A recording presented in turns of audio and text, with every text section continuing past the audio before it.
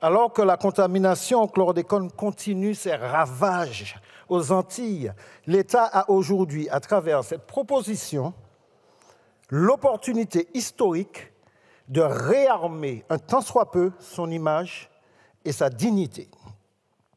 Par dérogation, nos pays ont été purement et simplement empoisonnés. Le chlordécone, pesticide ultra toxique interdit en France en 1990, aux USA dès 1976, a pourtant été autorisé jusqu'en 1993 et utilisé au-delà dans nos territoires. Au mépris du principe de précaution et malgré sa nocivité connue et reconnue par les autorités publiques et scientifiques. Nos terres, mers, cours d'eau sont durablement contaminés avec des concentrations en chlordécone 50 fois supérieures aux normes européennes. Nos cultures, production animale et autres activités de pêche sont lourdement impactées. Plus de 90% des Guadeloupéens et des Martiniquais est concerné par les contaminations, avec une prévalence des cancers, notamment de la prostate, des malformations génitales, des problèmes de fertilité, à l'heure où vous osez nous assigner des objectifs de réarmement démographique. Ce scandale d'État tient autant à l'empoisonnement perpétré en parfaite connaissance de cause qu'au refus obstiné de le reconnaître officiellement et de réparer ses préjudices. Et cette obstination demeure l'un des symptômes les plus prégnants du continuum colonial avec lequel la France refuse de rompre. L'heure de la réparation a sonné et la reconnaissance symbolique par l'État de sa responsabilité à l'origine de ce scandale relève du niveau plancher de la décence. C'est d'ailleurs pourquoi le vote de cette proposition n'est qu'un premier pas.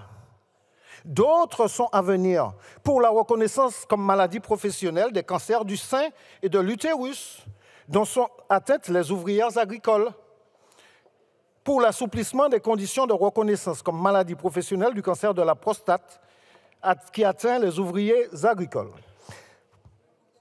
Pour une loi de programmation et une loi de finances relative à la dépollution de nos terres, à la détoxication de nos populations, à la réparation des préjudices corporels, environnementaux, moraux et économiques subis. Pour la création d'un régime d'indemnisation dérogatoire au droit commun s'il le faut, pour la réparation des dits préjudices comme pour l'amiante et pour la création d'une autorité administrative indépendante, proposition portée par mon excellent collègue Marcellin Nadeau.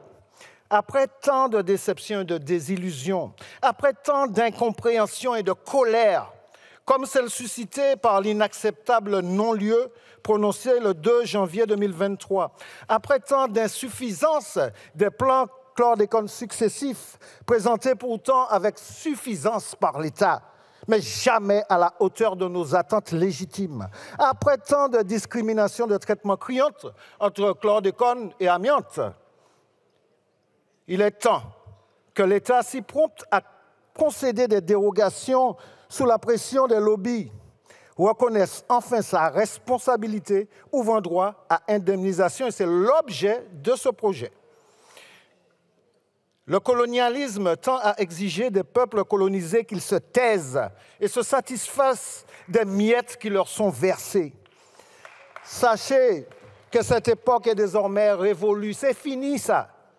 Nous ne nous tairons plus.